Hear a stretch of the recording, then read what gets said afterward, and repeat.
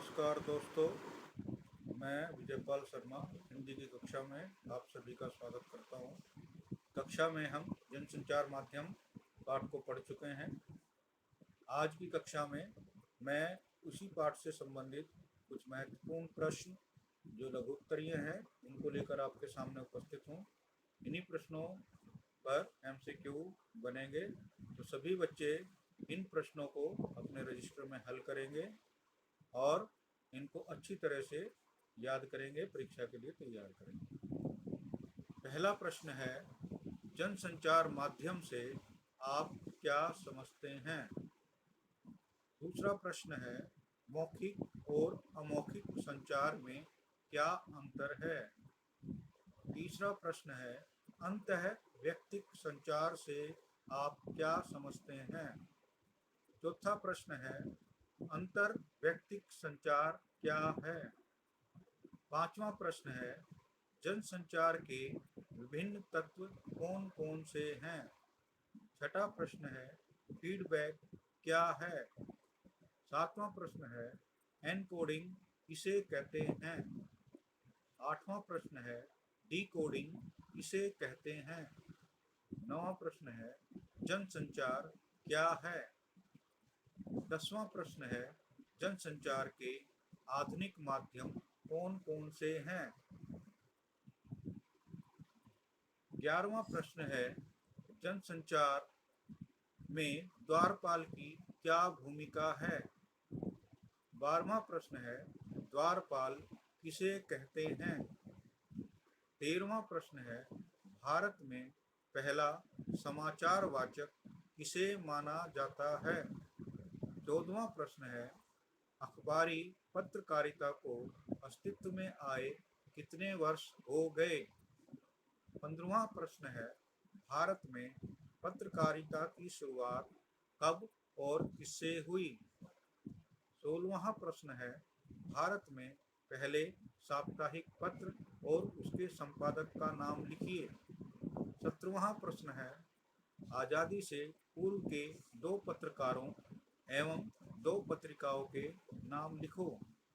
18वां प्रश्न है, स्वतंत्रता के बाद के दो पत्रकारों और पत्रिकाओं के नाम लिखो। 19वां प्रश्न है, रेडियो का आविष्कार किसने किया? 20वां प्रश्न है, ऑल इंडिया रेडियो की स्थापना कब हुई?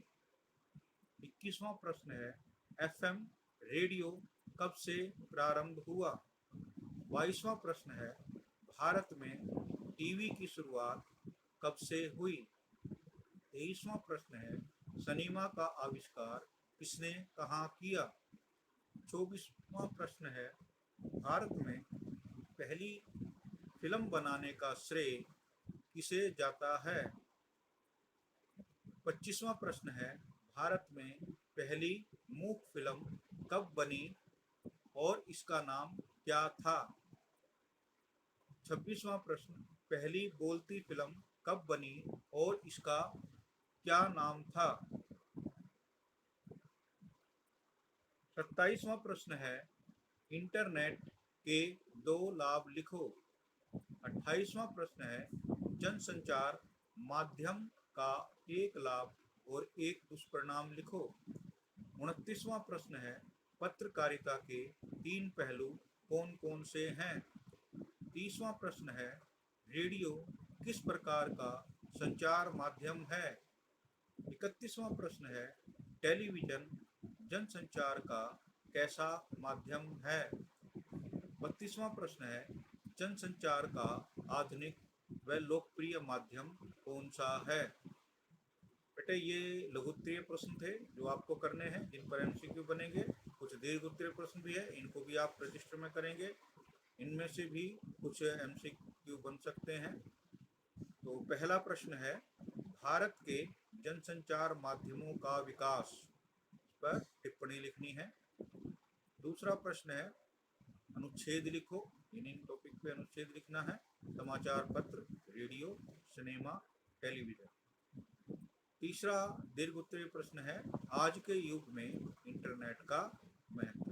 तो बच्चों ये पहले पार्ट के इम्पोर्टेंट क्वेश्चन थे जो आपको सभी को रजिस्टर में हल करने हैं, और इसके लिए आप अभिव्यक्ति माध्यम का पहला पार्ट बड़े ध्यान से पढ़ेंगे, इन प्रश्नों के उत्तर देंगे, परीक्षा के लिए तैयार करेंगे। और क्योंकि MCQ इसी में से बनेंगे, तो आप सभी का दिन शुभ हो। आज की कक्षा के लिए सभी का धन्यवाद।